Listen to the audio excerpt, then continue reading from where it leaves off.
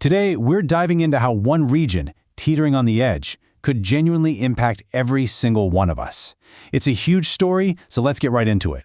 Think about that for a second. What if a conflict, literally thousands of miles away, could mess with your wallet, your job, even global security? I mean, it sounds like something out of a movie, right? But this isn't some hypothetical scenario. It's what's happening, and we really need to get our heads around it. And right now, that place is the Middle East. It's become the flashpoint, the one spot on the map where everything feels like it's about to boil over.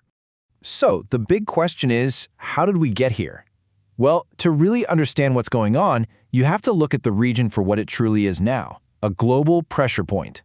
Seriously, one wrong move there, and the shockwaves could be felt everywhere. I mean, just look at what's been happening.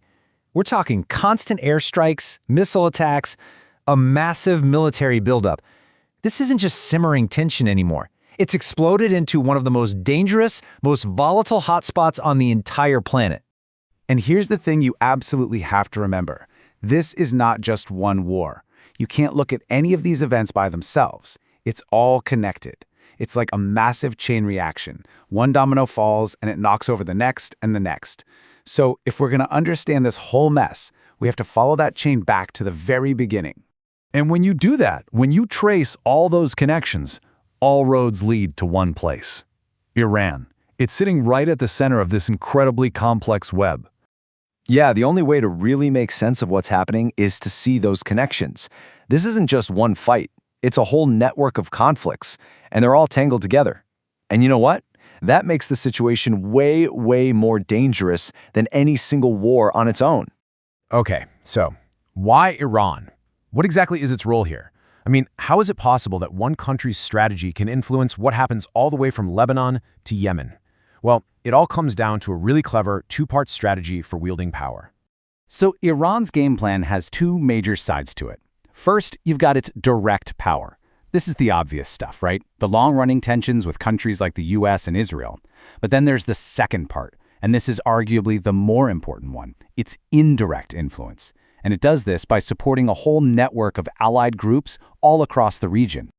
All right, let's try and untangle this web of influence. Because seriously, if you can grasp how this network operates, you'll understand exactly why this whole situation is spreading so fast and is so unpredictable.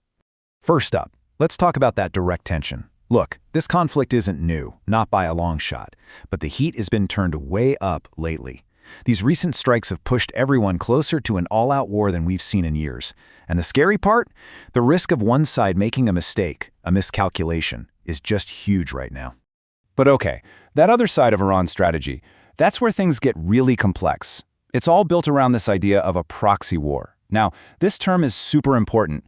A proxy war is basically when a big country, like Iran in this case, doesn't want to fight directly. So instead, it supports smaller, local groups, gives them money, weapons, training, to do the fighting for them.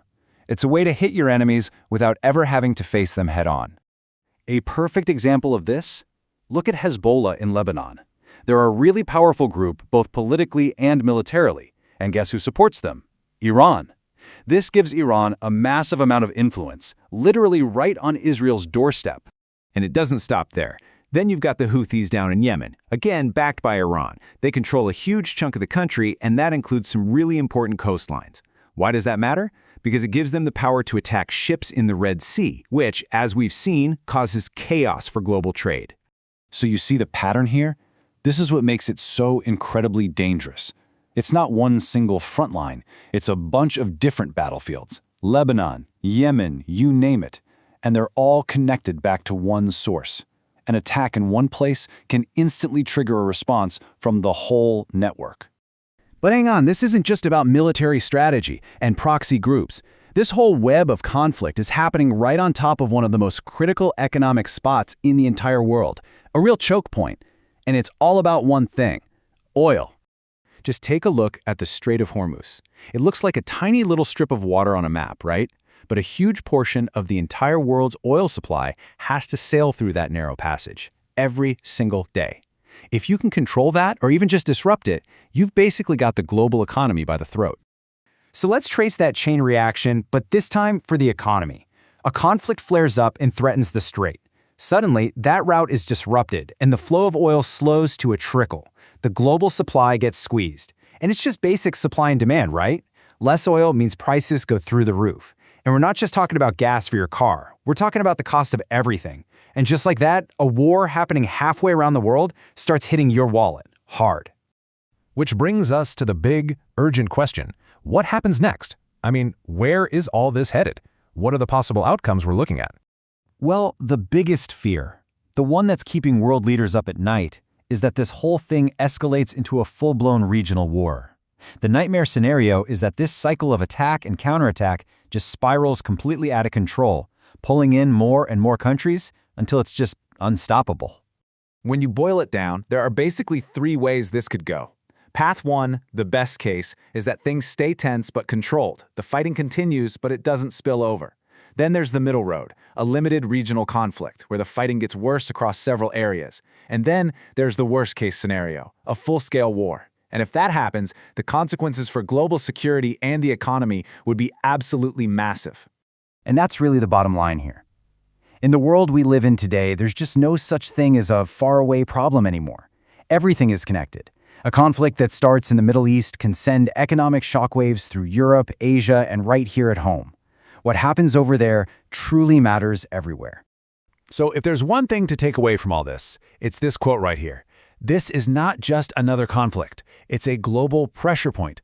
The stakes are just so much higher this time. The connections run deeper, and the chance of this spilling over and affecting all of us is greater than it's ever been. The whole world is holding its breath, because what happens next, well, it could really end up shaping all of our futures.